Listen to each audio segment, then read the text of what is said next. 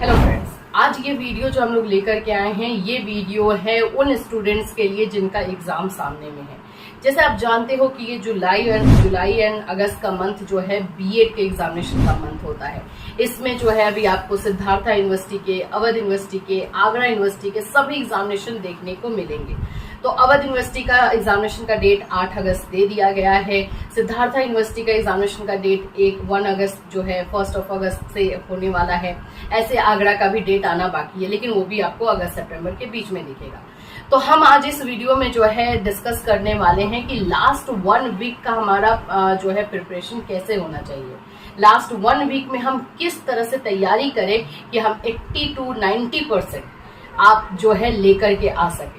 देखिए, आप लोग साल भर पढ़ना बिल्कुल जरूरी है। ऐसा नहीं है कि आप सिर्फ 1 वीक में पढ़ोगे और आपका जो है फाइनल 80-90% लेकर आ जाओगे। लेकिन फिर भी कुछ ट्रिक्स होते हैं कि बच्चे साल भर भी पढ़ते हैं फिर भी 80 to 90% नहीं आते हैं, क्योंकि कुछ ऐसे पॉइंट्स होते हैं जिस पर वो ध्यान नहीं देते हैं। तो हम आज उन्हीं सारे पॉइंट्स पर जो है आपका ध्यान लाएंगे और ट्राई करेंगे कि आप ये सारी चीजों को फॉलो करो और जो चीजों के लिए मना किया जा रहा है वो बिल्कुल भी ना करें, ताकि ज्यादा से ज्यादा बच्चे जो है बीएड में 80 to 90% ला सके। तो चलिए स्टार्ट करते हैं इस वीडियो को। उससे पहले फ्रेंड्स, अगर आप हमारे चैनल पर नए हैं तो चैनल को सब्सक्राइब कर लीजिए, बेल आइकन को हिट कर दीजिए। अगर आप अपनी यूनिवर्सिटी की तैयारी कर रहे हो, चाहे आगरा हो, सिद्धार्था हो या कोई भी यूनिवर्सिटी हो, अवध यूनिवर्सिटी हो, तो आपको जो है बस एक काम करना है। नोट्स अगर आपको चाहिए तो आप जो है प्ले स्टोर पर जाइए, प्ले स्टोर पर कैटलिस्ट सोनी जो है टाइप कीजिए, ऐप हमारा मिल जाएगा, आपको इंस्टॉल कर लीजिए। वहां से आपको आपके जो भी कोर्सेस है सारे के सारे मिल जाएंगे।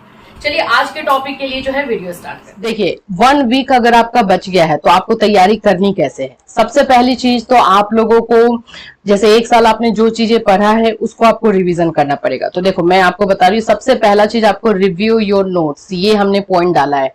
इस पॉइंट का मतलब ये है कि आप लोगों को जो है सबसे पहले जो आपने नोट्स बनाया है उसको रिवीजन करना पड़ेगा। और रिवीजन करने के लिए 2 चीजें, आपको डिस्क्रिप्टिव पूरा रिवीजन नहीं करना है, आपको पॉइंट वाइज रिवीजन जो है वो करना है। कैसे होता है पॉइंट वाइज रिवीजन, तो वो सुन लो। देखो, जैसे कि मान लो कि ग्रोथ एंड डेवलपमेंट का जो है आप रिवीजन कर रहे हो, तो ग्रोथ एंड डेवलपमेंट का जो है प्रिंसिपल क्या होता है, यानी कि उसके सिद्धांत क्या होते हैं, राइट। तो सिद्धांत में आप पूरा नहीं कि उसके सिद्धांत को पढ़ोगे एंड एक्सप्लेनेशन पढ़ोगे, नहीं, सिर्फ पॉइंट्स पढ़ोगे। जिसमें कि आप लोगों का पहला पॉइंट्स होगा कि development is a continuous process, तो ये लगातार चलने वाली एक प्रक्रिया है, ये बस पॉइंट पढ़ोगे। फिर उसके बाद से जो है आपको एक्सप्लेनेशन नहीं पढ़ना है, तो अपना नोट्स का रिवीजन आपको एक बार करना पड़ेगा। ये है लास्ट 1 वीक का जो है प्रिपरेशन, जिससे कि आप 80 to 90% ला सकते हैं। First point. दूसरा क्वेश्चन, आप लोग ये बोलोगे कि मैम हमने तो नोट्स ही नहीं बनाए हैं, तो हम नोट्स कैसे हम जो है रिवीजन करें। तो सिंपल चीज, नोट्स अगर आपने नहीं बनाया है तो आप परचेज कीजिए। आप अगर चाहें तो हमारे चैनल से भी परचेज कर सकते हैं। इसमें अकॉर्डिंग टू यूनिवर्सिटी बनाया हुआ है। जैसे मानो आप सिद्धार्था यूनिवर्सिटी का ले रहे हो तो सिद्धार्था यूनिवर्सिटी का नोट्स अलग से बना हुआ है। आपको बस कैटलिस्ट सोनी ऐप डाउनलोड करना है प्ले स्टोर से, एंड वहां से जो है आपको कोर्स में जाना है, सर्च करना है सिद्धार्था यूनिवर्सिटी, आपको मिल जाएगा। सेम अवध यूनिवर्सिटी के हैं तो वही करना है, आगरा के हैं तो वही करना है। तो पहले तो नोट्स रिव्यू करना है। आप अपना नोट्स अगर आपने बनाया तो आप अपने नोट्स से ही रिवीजन करना। नेक्स्ट पॉइंट है मेक फ्लैश कार्ड। इस बात को बच्चे नहीं समझते हैं कि ये क्या है, लेकिन मैं आपको बताऊं, ये साइकोलॉजिकल टेक्निक है। रिवीजन करने का, किसी भी चीज को अपने दिमाग में बैठाने का एक जो है मनोवैज्ञानिक तरीका है। इसमें हम क्या करते हैं कि जो चीजें हमें पढ़नी है, यानी हमें जो इंपॉर्टेंट लग रहा है, उसके लिए हम कार्ड बनाते हैं। आप लोग कार्ड के जगह पे जो है पॉकेट जो डायरी होता है उसके एक पेज में भी कर सकते हो। जैसे देखो, अभी आपको मैंने क्या बताया कि ग्रोथ एंड डेवलपमेंट का आपको रिवीजन करना था, तो ग्रोथ एंड डेवलपमेंट में आप लोगों के जो पॉइंट्स थे, जैसे कि development is a continuous process, ठीक है, तो वो वाला पॉइंट और बाकी सारे 5-6 पॉइंट्स फर्स्ट पेज में लिख देना। फर्स्ट पेज में आपका ऊपर में लिखा हुआ होना चाहिए फर्स्ट कार्ड में कि ग्रोथ एंड डेवलपमेंट के प्रिंसिपल, यानी वृद्धि एंड विकास के सिद्धांत, और बाकी जितने पॉइंट्स हैं सिर्फ वो लिखना है, उसमें एक्सप्लेनेशन लिखना ही नहीं है। तो ये आपका रिवीजन करने का एक नया टेक्निक है, जिससे कि हमारे दिमाग में ये सारे पॉइंट्स जाकर के छप जाते हैं, जिसमें हमें ज्यादा रटना नहीं होता है।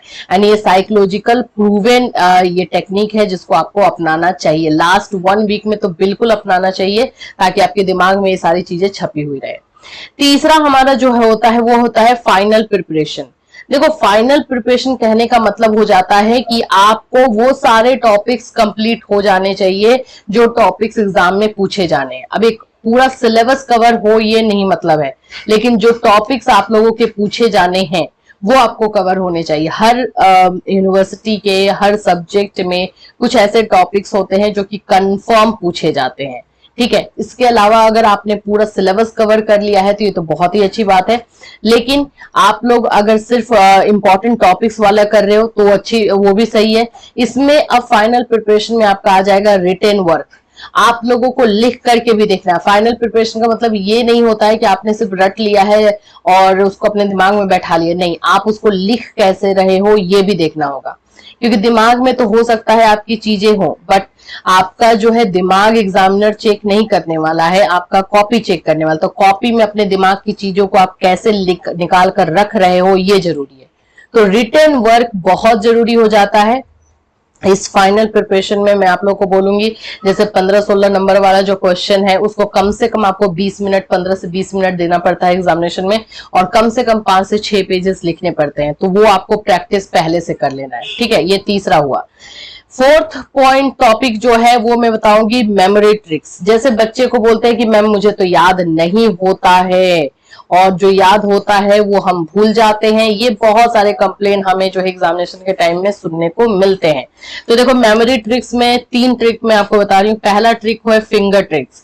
फिंगर ट्रिक्स में क्या होता है कि हमें जो चीजें बहुत डिफिकल्ट लग रही है, देखो सभी चीजों को मैं लिखने के लिए नहीं बोलूंगी क्योंकि है तो आपके 10 ही उंगली ना हाथ में, तो आपको वो सारी चीजें जो आपको बहुत डिफिकल्ट लग रही है और समझ में नहीं आ रहा है, उसको क्या करो कि आपको 5 फिंगर पे जो है वो थोड़ा थोड़ा लिख लो, ठीक है। अब मानो कि सोर्सेस ऑफ नॉलेज का है, सोर्सेस ऑफ नॉलेज आपको समझ ही में नहीं आ रहा है कि क्या होगा, तो 5 उंगली है, हर उंगली पे जो है आपको एक पॉइंट लिख देना है कि सेंसरी, हमारे जो सेंस ऑर्गन है वो हमारा जो है सोर्सेस ऑफ नॉलेज है। हमारा जो है एक्सपीरियंशियल लर्निंग जो होता है, अनुभव से प्राप्त जो लर्निंग होता है वो हो गया, हमारा लॉजिकल हो गया। इस तरह से 5 फिंगर पे आपके पॉइंट्स लिखे हुए चाहिए। जो डिफिकल्ट टॉपिक्स है उसी में इसको यूज करोगे, ठीक। ये एक फिंगर ट्रिक्स के नाम से ये जाना जाता है। दूसरा ट्रिक जो फ्लैश कार्ड वाला मैंने आपको ट्रिक बताया, वो भी अगर जिनकी मेमोरी वीक होती है वो फ्लैश कार्ड वाले ट्रिक को अपनाते हैं, क्योंकि वो दिमाग में छपने वाली चीजों को जो है वो आपको देता है।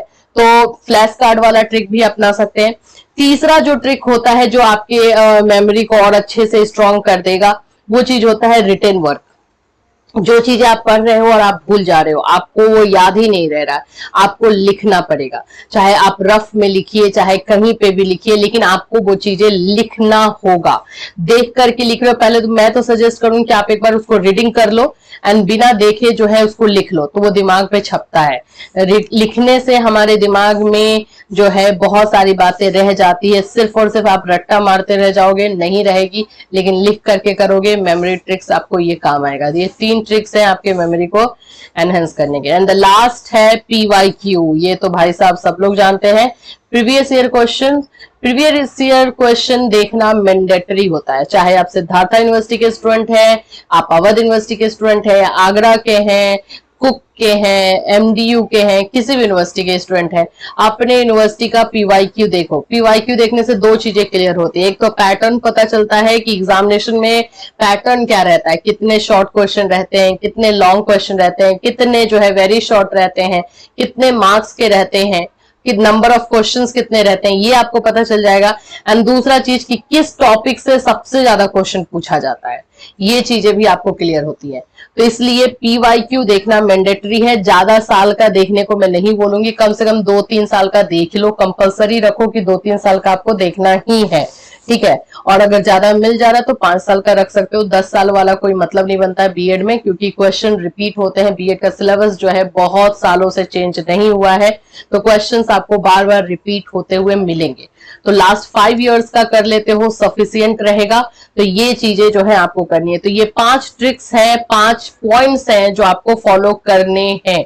एनी हाउ एग्जामिनेशन से 1 वीक पहले आप लोग को ये करना है। सिद्धार्था यूनिवर्सिटी, अवध यूनिवर्सिटी की एग्जामिनेशन एकदम सिर पर है, तो आप लोग ये चीजें जो है जरूर कर लो, और जितना फॉलो कर सकते हो सारे पॉइंट्स को जो है फॉलो कर लो। इससे रिलेटेड और कोई कंफ्यूजन या क्वेरी है जो आप क्वेश्चन पूछना चाहते हैं, तो आप जो है इस वीडियो में हमें कमेंट कर सकते हैं। फिर मिलूंगी, till then have a nice day.